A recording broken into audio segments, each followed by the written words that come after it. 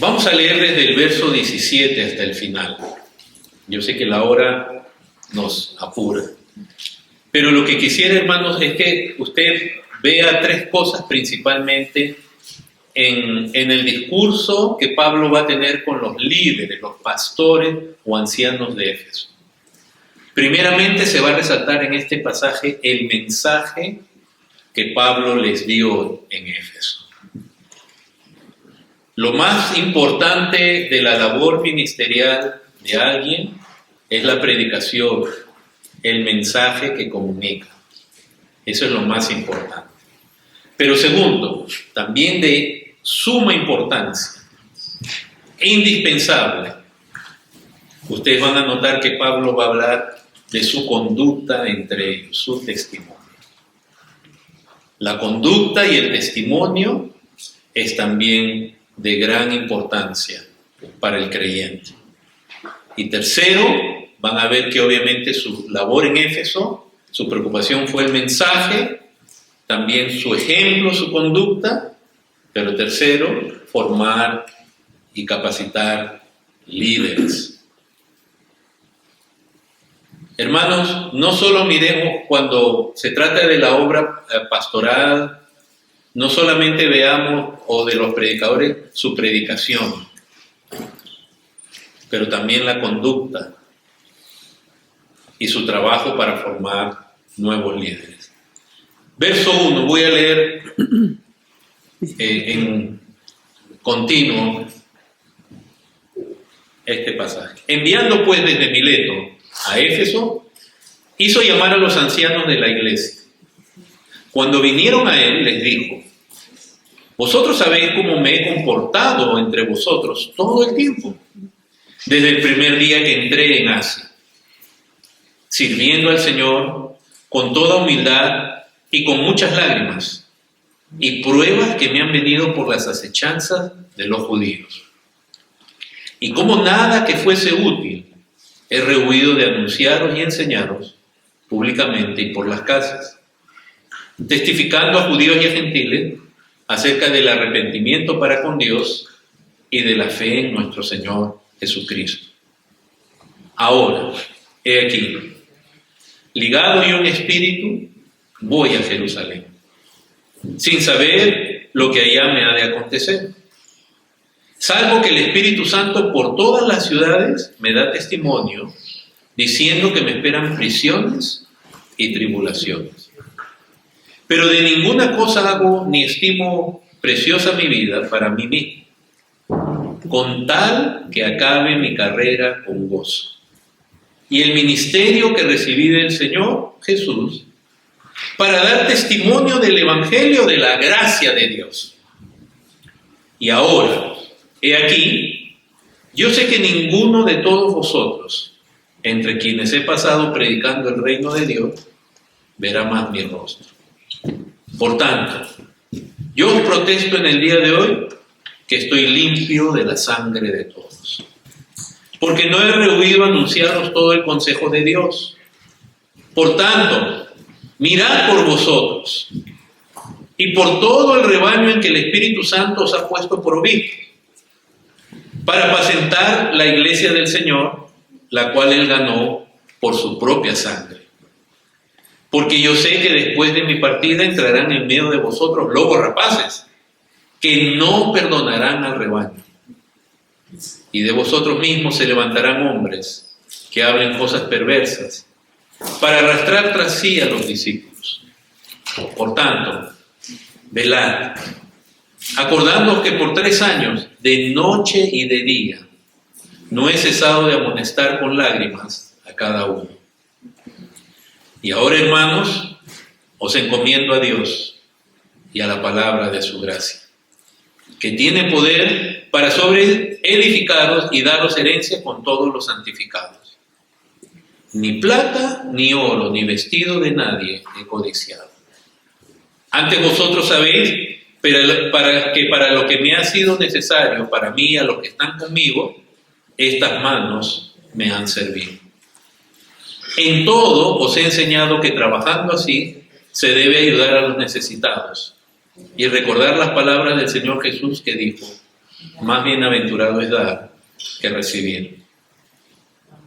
Cuando hubo dicho estas cosas, se puso de rodillas y oró con todos ellos. Entonces hubo gran llanto de todos. Y echándose al cuello de Pablo, le besaban, doliéndose en gran manera por la palabra que dijo, de que no verían más su rostro, y le acompañaron al barco. Esta escena final es una escena muy conmovedora, hermanos.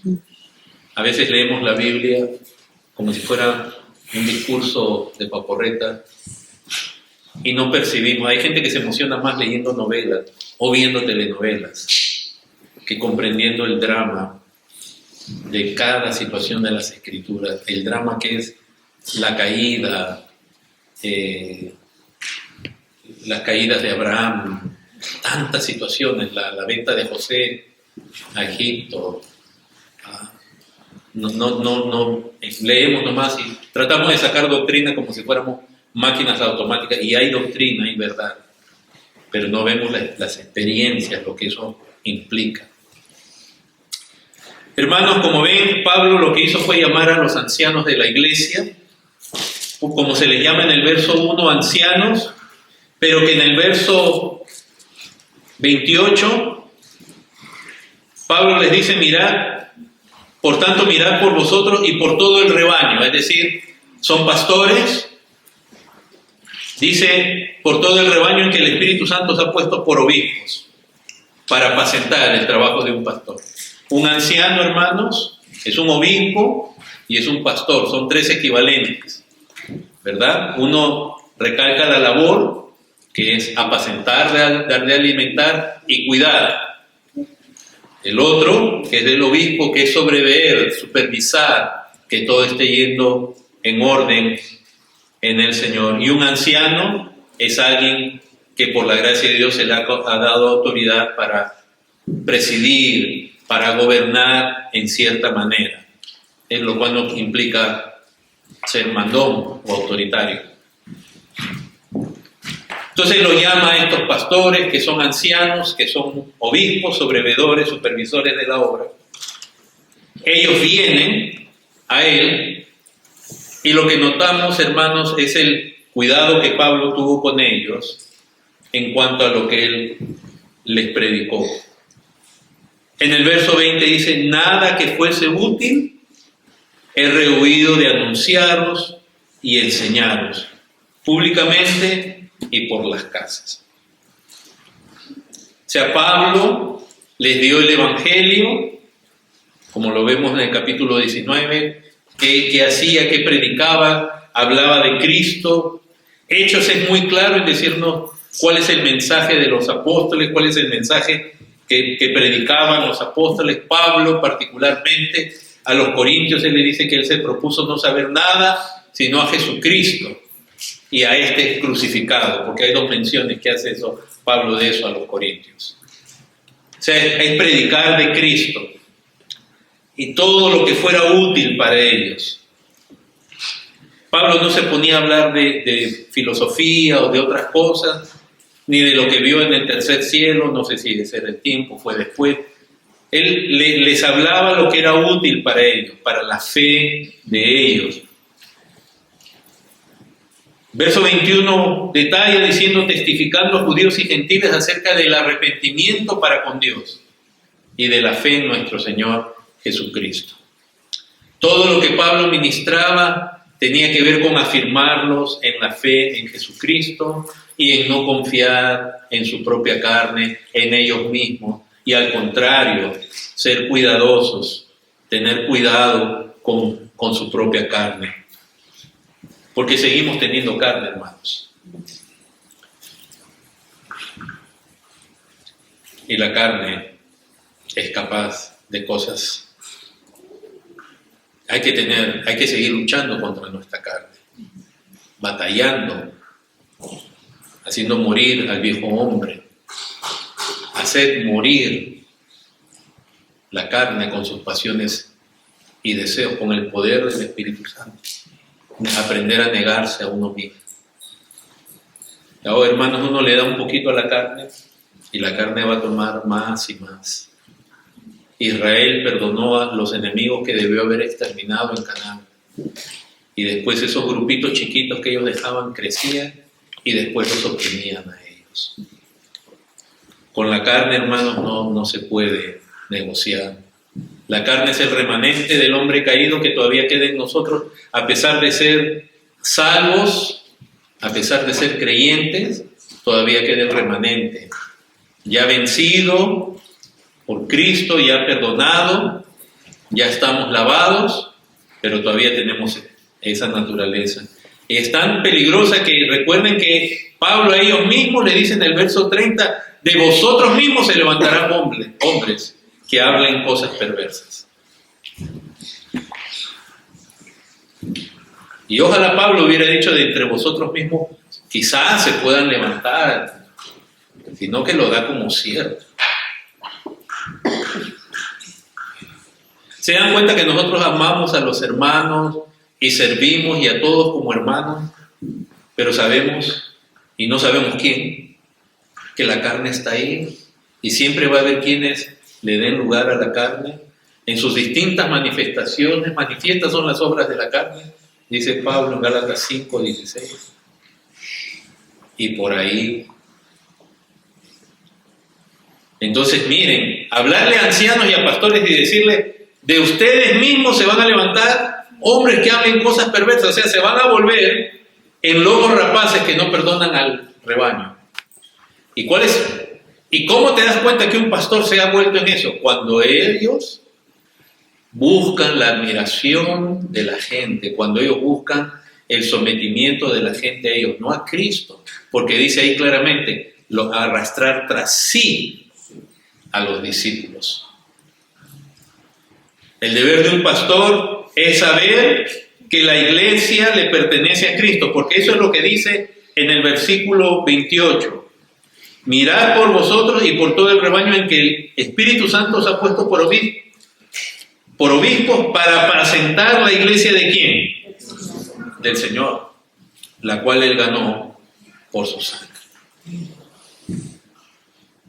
Entonces, Él les enseñaba lo que era el arrepentimiento, la fe en Cristo. De nuevo, hay un arrepentimiento que es inicial, pero en cierta manera el arrepentimiento es algo del pasado. No, el arrepentimiento es algo continuo.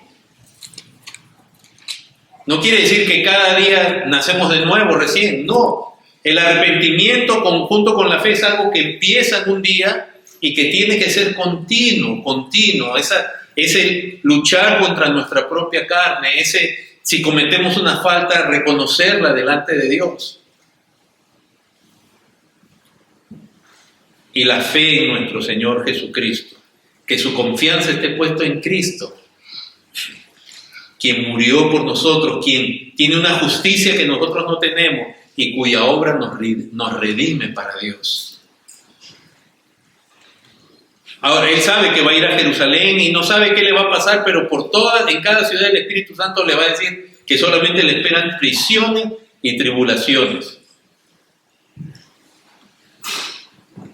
Pero miren el mensaje, dice en el versículo 24, pero de ninguna cosa hago caso ni estimo preciosa mi vida para mí mismo con tal que acabe mi carrera con gozo. Y el ministerio que recibí del Señor, estas dos cosas, hermanos, dice que acabe mi carrera, ¿con qué? Con gozo.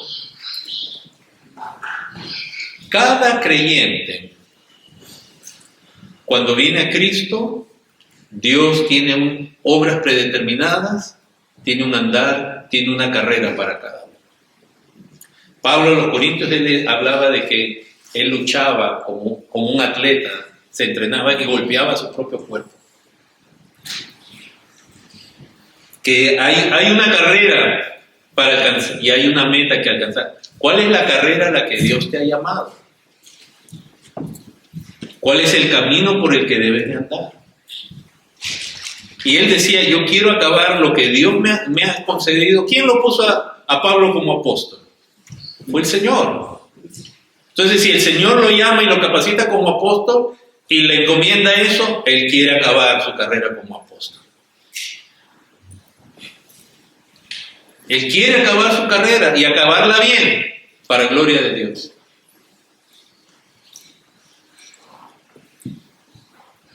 ¿Qué dones te ha dado a ti Dios? ¿Qué llamado te ha dado?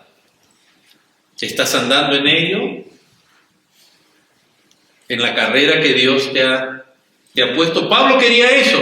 Dice que la acabe con gozo. Y el ministerio que él había recibido del Señor. Entonces, hermanos, Pablo tenía una convicción en cuanto a su llamado, a su ministerio, a su carrera, y él decía, por ejemplo, también a los corintios, le decía, yo honro mi ministerio. Yo honro mi ministerio. Ese es el llamado que Dios me ha dado. Y entonces dice, ahí mismo en el verso 24 dice, para dar testimonio del evangelio de la gracia de Dios. El mensaje de Dios, hermanos, es enseñar lo que es útil a los hermanos en cuanto a Cristo, para que su fe en Cristo sea cierta y se acreciente, para que el arrepentimiento en ellos sea algo genuino, continuo, para que ellos entiendan bien la gracia de Dios.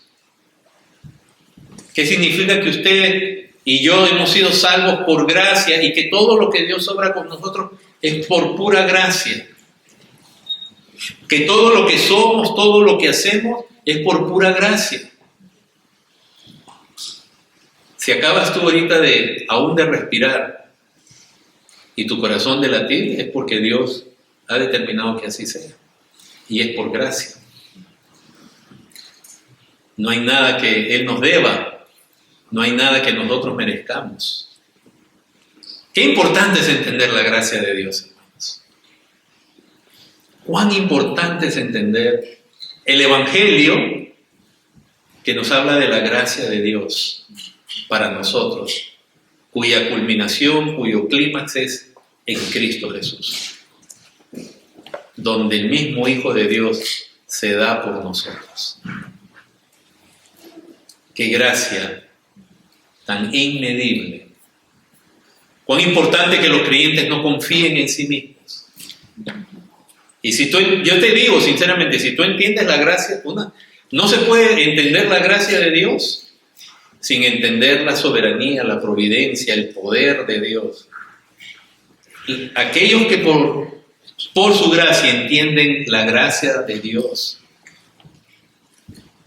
son vidas más humildes, más obedientes, porque saben de quién viene todo para su vida.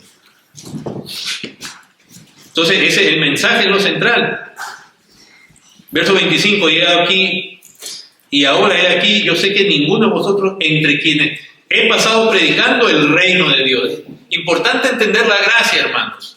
La fe en Cristo, el arrepentimiento. Importante entender el reino de Dios. Su diseño eterno. ¿Qué es el reino de Dios? ¿Qué implica Dios como rey? La exaltación de Cristo, su gobierno a través de Cristo. El reino eterno, el reino presente, el reino consumado, el reino tipológico en Israel. Cuán importante entender el reino de Dios. Verso 27, porque no he rehuido anunciaros todo el consejo de Dios. Todo el consejo de Dios. Hermanos, que cuando el Señor lo llame a uno a su presencia, los que son pastores, uno pueda decir, Señor, yo he compartido, he dado mi vida en tratar de comunicar esto, lo demás ha sido la obra de tu Espíritu Santo, porque si alguien entiende es por causa de Él, no por la habilidad del predicador, pero para que tengan la fe en Cristo, para que no confíen en su carne, para que entiendan la gracia tuya, Dios, y vivan agradecidos, sometidos, que entiendan tu reino, que hayan recibido todo el consejo tuyo, Dios, para su vida. Y que uno pueda decir, qué privilegio los que puedan decir eso. Padre, gracias por haberme concedido esa carrera y haberla terminado.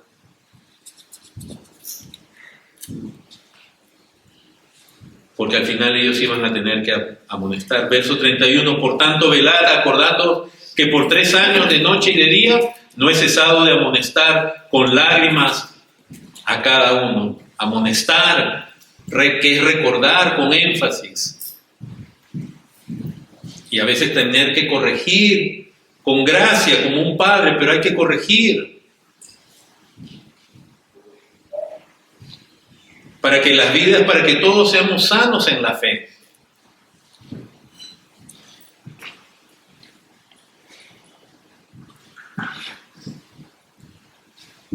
Porque al final, ante la partida, lo único que puede decir es lo que dice el verso 32. Ahora, hermanos, os encomiendo a Dios y a lo que les he enseñado, y a la palabra de su gracia, que tiene poder para sobreedificarlo. ¿Saben qué cree un pastor como Pablo, un apóstol, que es también pastor en ese aspecto, del corazón pastoral? ¿Saben qué cree? Que lo que él no está... Un pastor es como un padre que siempre quiere que los hijos sean mucho más que uno. Y él sabe que esa palabra es como el fundamento, pero Dios puede sobreedificarlos. Un genuino pastor nunca se alegra, ni quiere, ni trata a la iglesia como esperando que todo el mundo se quede chiquito. Eso no es un padre. Esos que se presentan como apóstoles y ponen a todo el mundo abajo con amenazas, con manipulación, con palabras, con frases. Eso no viene de Dios. Pero así como Pablo tenía esa carga por el mensaje, hermanos, que dio en Éfeso y se lo dio a los ancianos, también su conducta. Él estaba consciente también no solo de lo que tenía que predicar, sino de cómo conducirse en medio de ellos. Ahora, la convicción, hermanos, de Pablo en su conducta venía no por agradar a los hombres y tener buena fama, venía de su convicción de Dios.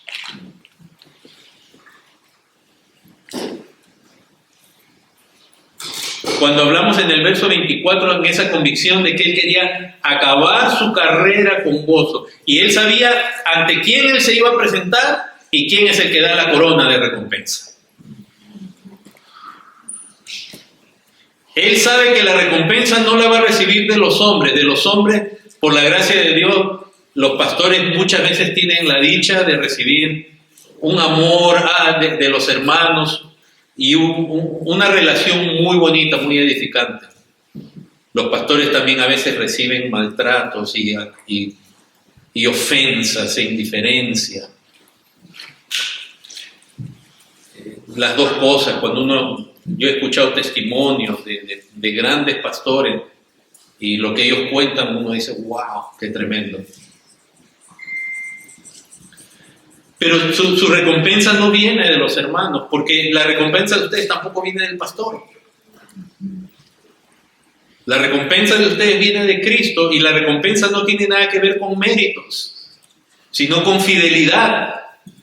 Buen siervo y fiel, sobre poco fuiste fiel, sobre mucho te pondré.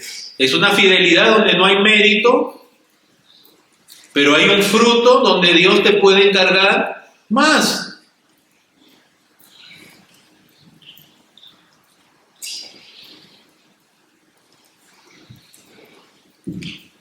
Entonces su carga por su testimonio, su conducta venía de que él sabía que le iba a rendir cuentas a Dios. Él quería acabar su carrera y el ministerio que recibió del Señor. Él sabía a quién él le estaba sirviendo. Él le estaba sirviendo a Cristo. Claro, externamente uno le está sirviendo a una iglesia, pero él estaba sirviendo a Cristo. Y hubieron momentos de mucho gozo en su servicio a iglesia. Vemos hermanos cómo tenían cuidado de Pablo. Hubieron momentos muy, muy bonitos, pero hubieron otros momentos donde iglesias como las de Corintios se volvió en contra de él de una manera muy lamentable. Donde comenzaron a esparcir rumores y menosprecios acerca de Pablo. No crean que la vida de los ministros siempre son fáciles. No vemos eso en Éfeso. En Éfeso vemos ese sufrimiento que venía de mano de los judíos. Pero Pablo, de los corintios mismos,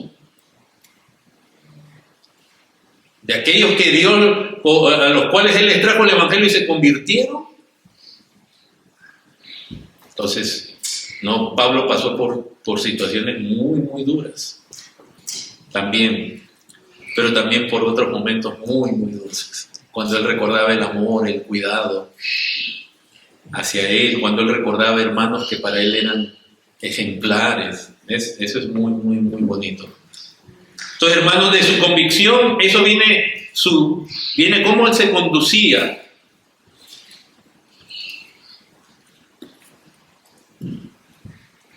Y una de las cosas en su conducta vemos que el verso 19 dice que él servía al Señor con toda humildad. La humildad. Él servía al Señor, pero en él había humildad. Él no hacía que la gente lo mire a él, él hacía que la gente mire a Cristo. Él no se ponía por encima de los demás.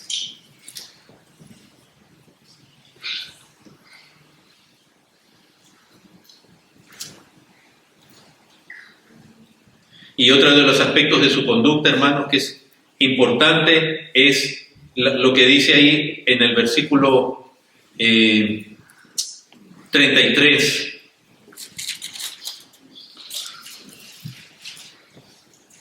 Ni plata, ni oro, ni vestido de nadie he codiciado. Es precioso cuando Dios puede librar a alguien, a un ministro, de la codicia, que es tener lo de otros, de enriquecerse con el ministerio, de usar el ministerio para el lucro. ¿Cuál va a ser el destino de todos ellos los que dicen que están sirviendo al Señor, pero realmente están lucrando, que manipulan a la gente para que diezmen, para que ofrenden?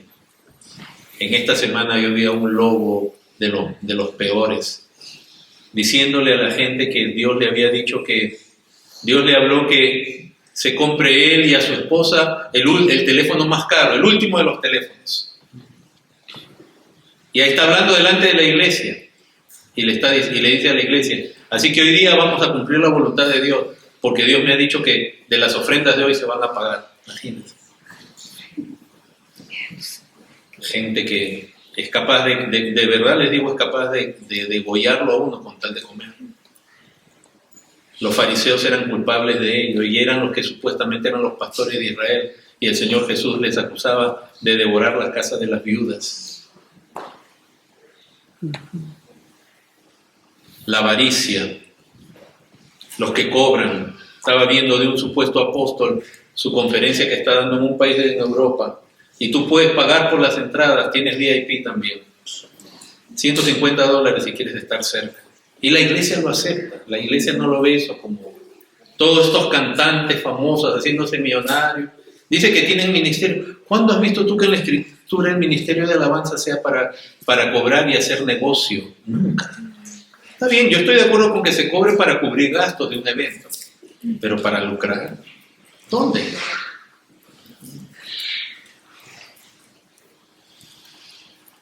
Pero la gente misma, ustedes mismos, no digo ustedes necesariamente, si alguien ve este video, ustedes mismos van a esos conciertos, pagan plata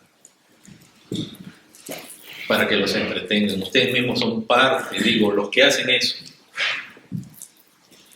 son parte de esa maquinaria tan horrenda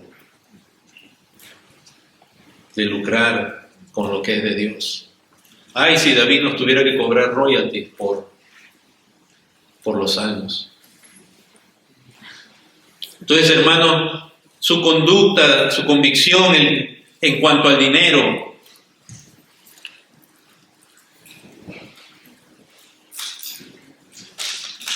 verso 18: vosotros sabéis cómo me he comportado entre vosotros todo el tiempo, desde el primer día que entré en Asia. Ustedes saben cómo me he comportado.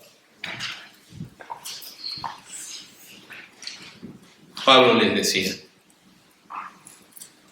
Todo el tiempo, todo el tiempo, esos 3 años.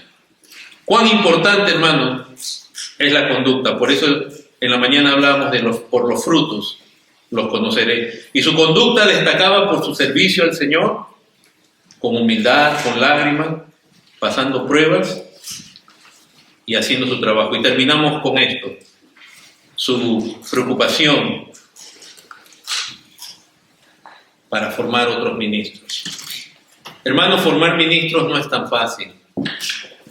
Primeramente, alguien tiene que tener el llamado y también los requisitos. Primera de Timoteo capítulo 3, si alguien después quiere leerlo con tiempo, le va a mostrar los requisitos. El primer requisito es que tiene que tener sentido de servicio, pero también tiene que tener requisitos para ser examinado por otro y decir si puede ser un pastor, un anciano o un diácono. Él tenía preocupación por ellos. Él había formado ministros, formado líderes. En la iglesia, hermanos, se necesita servidores, tanto para los cargos oficiales como el pastorado, el diaconado, pero hombres, y también se necesitan mujeres sirviendo en el Señor. Es más, en la iglesia cristiana, en cuanto al pastorado, queda claro que el pastorado es solo para varones con las calificaciones por la gracia de Dios. Pero en cuanto al diaconado, si hay ese debate si se permite diaconisas, y yo lo he dicho alguna vez en la iglesia, el pastorado para hombres es algo muy claro, el pastorado no es para mujeres. Pero el diaconado, oficial, digo, como cargo oficial, están estas dos posiciones aún de respetables maestros. Unos dicen que sí, mujeres sí pueden ser diaconisas, porque aún en 1 Timoteo 3 se mencionan las mujeres. Algunos dicen que se refiere a las mujeres de los diáconos, pero otros dicen no. Pero como quiera, hermanos, al leer el libro de los Hechos, Pablo mismo se refiere a Febe como una diaconisa. ¿Se referirá al oficio o no? Como un oficial de la iglesia, no lo sé, como lo era Esteban, Felipe en Jerusalén. Pero lo que sí está resaltando es que esa mujer era una servidora y era muy útil. Y lo mismo con Priscila. Mujeres que servían de mucho dentro de la iglesia.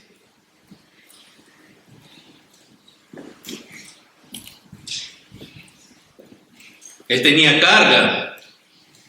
¿Y por qué también tenía esa carga? Porque primeramente es el corazón de un padre, hermanos, que los hermanos maduren. Que los hermanos lleguen a ser más que yo. Imagínense nosotros los padres, por ejemplo, que hemos procurado con todo darle a nuestros hijos cosas que nosotros nunca tuvimos. Ellos debieran sobrepasarnos. Y es una de las desgracias más grandes que hay, que los hijos acá teniendo todo, se contentan con... No hablo de un oficio, yo no estoy comparando oficios, sino con la mediocridad. Yo siempre digo, ¿quieres ser un electricista? Está bien, eso no es más deshonroso que ser ingeniero. Pero ser el mejor electricista del mundo. Y él realmente domina todo. No se trata de ahorita de comparar oficios, sino de que el deseo es que la siguiente generación sea aún mejor que la anterior. Parte de ese deseo de un padre, pero también parte del entendimiento que uno es temporal. Y aquí ya Pablo sabía que él no iba a estar más con ellos. Los pastores, en este caso el apóstol, saben o debieran saber que son temporales. Que son temporales. Y algo que está pasando, hermanos, en las iglesias, y días pasados estuvimos con el viernes, estuvimos con unos pastores, con un pastor, su esposa, y hablábamos de su iglesia, si habían jóvenes en su iglesia. No hay jóvenes. ¿Qué va a pasar cuando esos hermanos que están ahorita ahí de 50, 60, 70 años partan? ¿Saben qué va a pasar? Esa iglesia desaparece. Y entonces yo por todos lados busco jóvenes, a ver si hay alguien que tiene sentido de llamado, Deseo de servir al Señor, deseo de estudiar. No encuentro, no veo. De divertirse y de hacer deportes y de viajar y de ser súper profesionales por todos lados. Pero de servir a Cristo, algo ha pasado, hermanos. Porque en mi generación, cuando el Señor nos visitó, todos los chicos querían servir al Señor. Todos estudiaban en el instituto bíblico. Y no estoy hablando de hombres de 20, 30 años. 14, 15, 16 años, todos estudiando. La literalidad en cuanto al conocimiento de Dios de la iglesia de hoy es sumamente pobre comparado con hace 20, 30 años. Los creyentes de hace 30 años conocían la Biblia 100 veces más que los creyentes de ahora. Aún a veces en los concursos bíblicos tenemos que hacer preguntas que eso a uno le hacía en el catecismo a los niños chiquitos.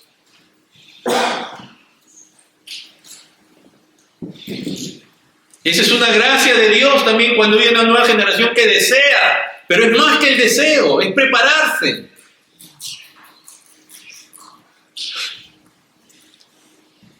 Nosotros los padres debemos inculcarle a nuestros hijos que el mejor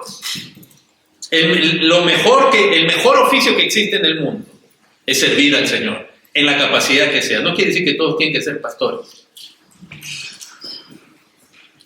Porque al final todo creyente, aunque vaya a ser ingeniero, arquitecto, lo que sea, todo creyente debiera prepararse para servir al Señor. ¿Cómo puede ser posible que seamos una generación de gente ignorante en las Escrituras? Si es la palabra de Dios.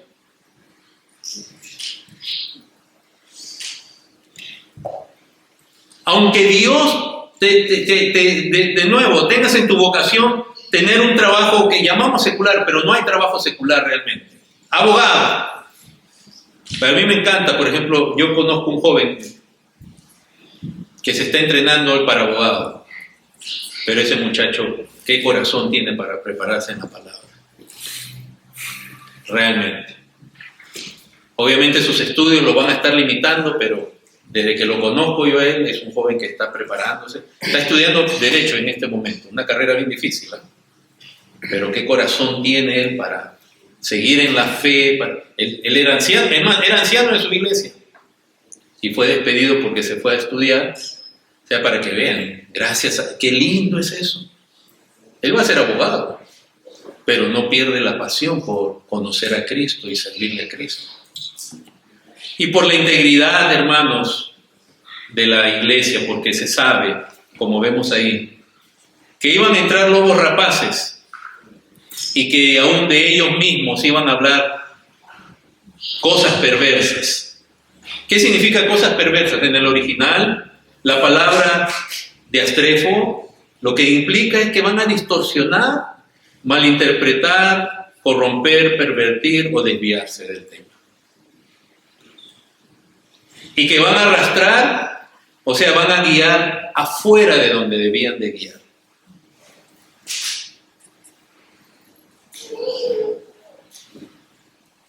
Que es la palabra que se usa continuamente, bueno, no es que se use muchas veces, pero se usa en las Escrituras cuando alguien se aleja de ti. Que es lo que Pablo le reprende a los corintios cuando le dice, me temo que Satanás con su astucia, ¿no? Que los haya apartado de Cristo. Y que muchos iban a jalarlos tras ellos. Gente que busca, hermano, el pastorado, y así termino.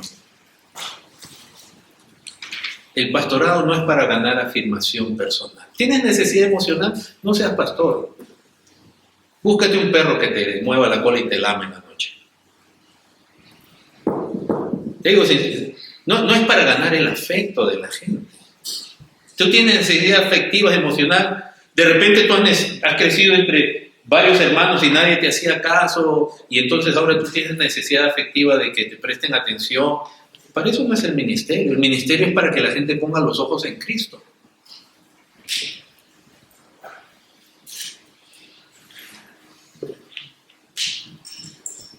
El ministerio, tanto pastoral, masculino, del diaconal, del diaconado, o en cualquier área de la iglesia, no es para satisfacer necesidades emocionales,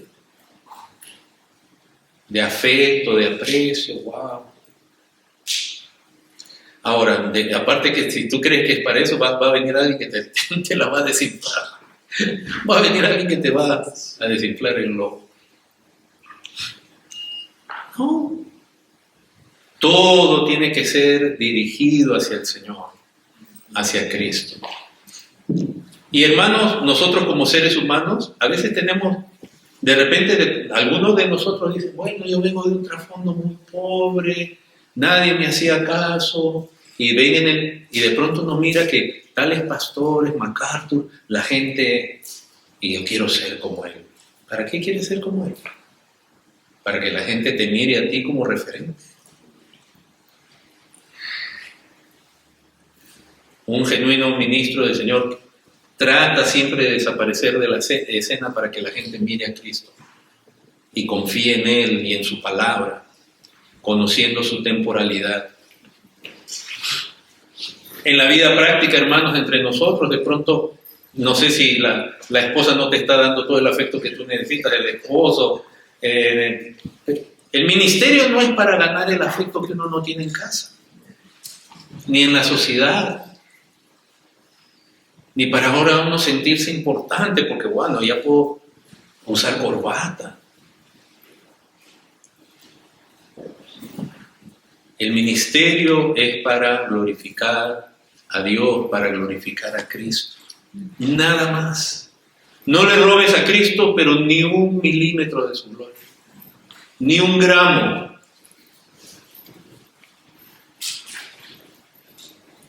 Cuando los hermanos te digan algo bonito de ingratitud, tómalo de esa manera nomás y gracias al Señor y olvídalo.